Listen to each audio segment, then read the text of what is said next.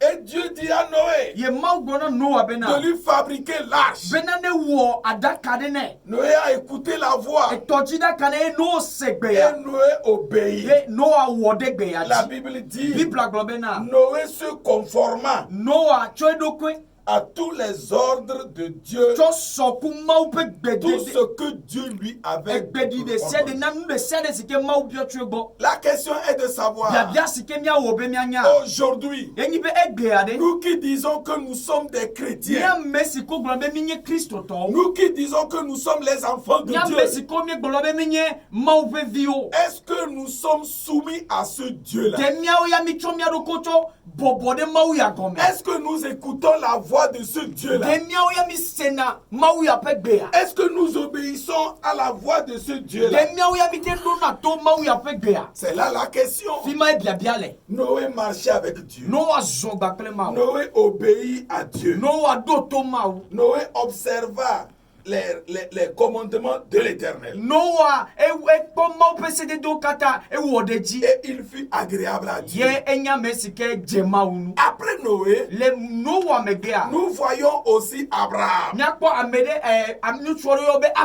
Abraham entendit la voix de Dieu. Abraham, c'est quitte ton pays. Va-t'en de ta patrie. Abraham obéit. Abraham sortit. Et marcha. Abraham est allé en mission.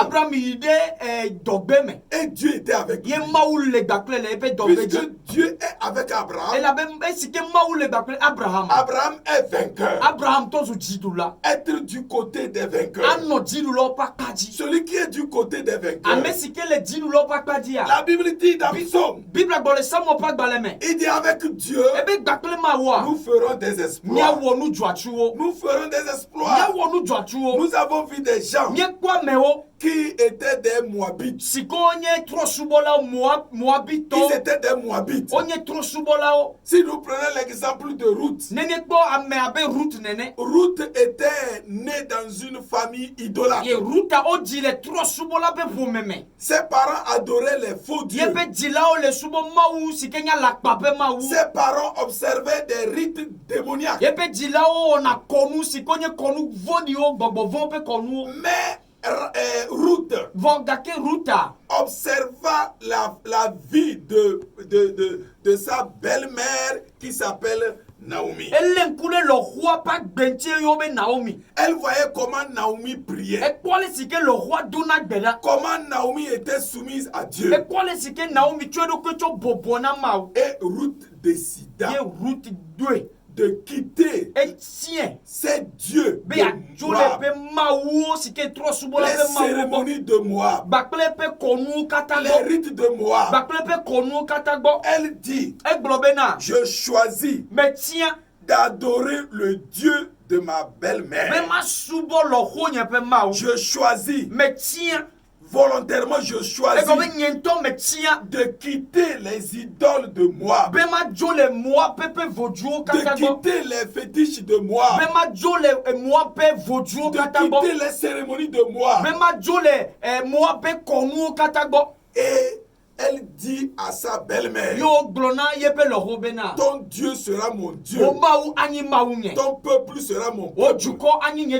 Là où tu vas, j'irai.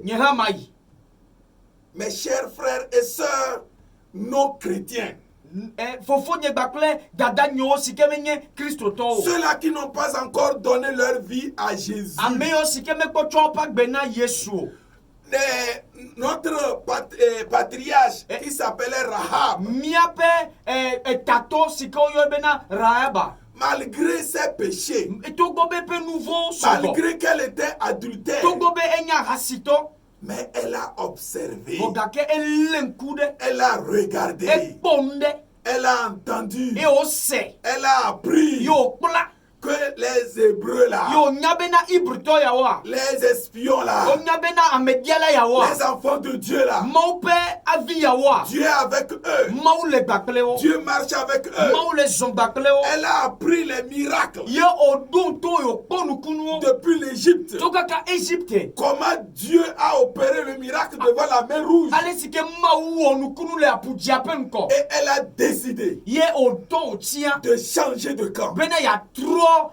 Mon frère et ma soeur, toi qui nous suis, toi qui es en train de nous écouter, et tu n'as pas encore donné ta vie à Jésus, tu peux aussi prendre la décision d'appartenir au camp des chrétiens,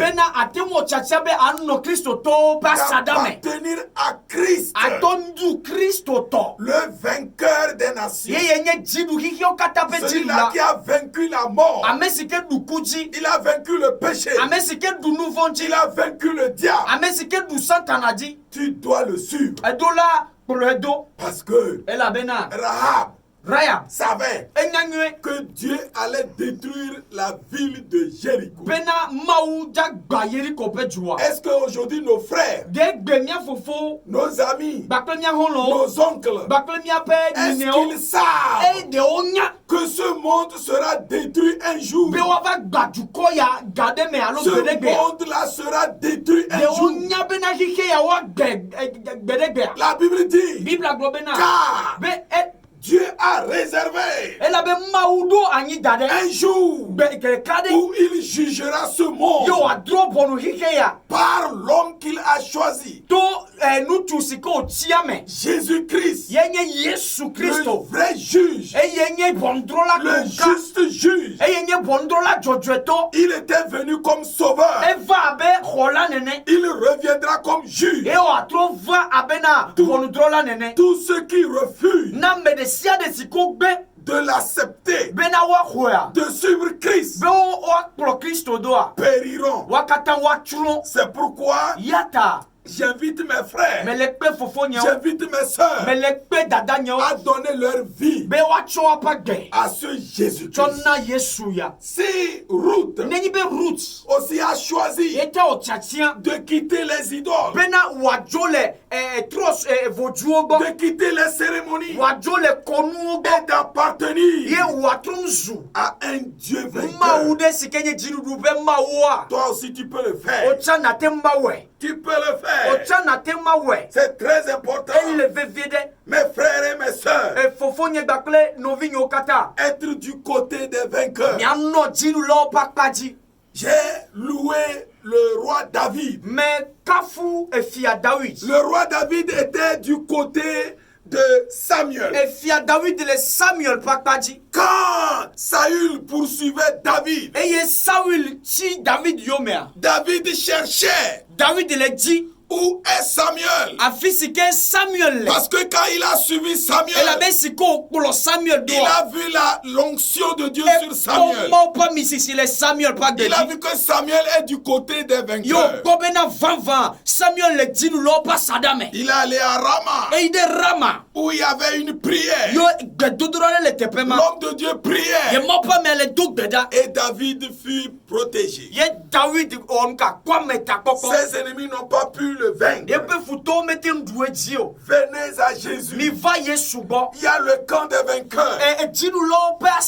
J'invite la population, les Togolais, à venir vers le camp des vainqueurs. Venez au camp des vainqueurs. Si nous prenons l'exemple de Josué et de Caleb, quand les 12 espions étaient allés explorer le pays de Cana, quand ils étaient de retour, ils ont commencé par décourager le peuple. Ils ont commencé par parler comme des vaincus. Mais il y avait celui-là qui s'appelait Josué et Caleb. Josué et Caleb, ils ont dit au peuple, Taisez-vous. Car nous appartenons à un Dieu. Celui-là qui s'est révélé à notre patriarche. Celui-là qui envoya Moïse de venir nous délivrer. Il a promis de marcher avec nous. Il est avec nous. Ces Anak. Ces géants-là. Ces Ammonites-là. Ces Philistins-là. Nous les vaincrons. Nous les vaincrons. Si Dieu nous est favorable, il nous donnera ce pays. Ce bon pays. Oui. L'Éternel entendit. L'Éternel savait que ses enfants étaient de son côté. C'est pourquoi c'est Josué et Caleb. Plus la génération qui est née dans le désert. Qui sont rentrés dans la terre promise. Mes frères et mes sœurs, et cette parole nous interpelle.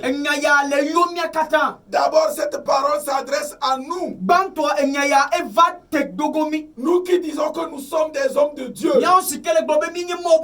Nous qui disons que nous sommes des chrétiens. Quel témoignage le monde rend de nous. Rahab rendit le témoignage sur les enfants de Dieu.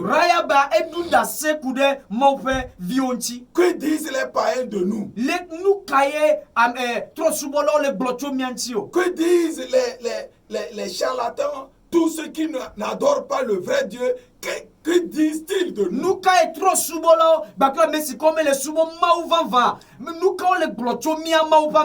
La deuxième leçon, le Seigneur tend la main à tous ceux-là qui sont dans les ténèbres.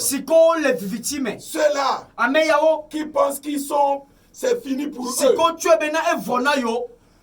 L'exemple de Rahab, elle était une prostituée. Elle a changé de camp. Elle a changé de camp.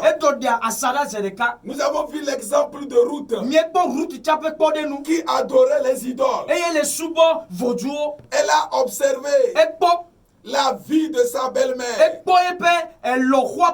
Elle a changé de camp. Toi aussi tu peux changer de camp. Tu peux recevoir Christ. Tu peux confesser Christ. Reviens à Christ. Il te tend la main. Nous allons prier et clôturer cette phase. Je vais demander à l'évangéliste Ézéchiel. Il viendra intercéder pour les hommes de Dieu, pour le corps de Christ.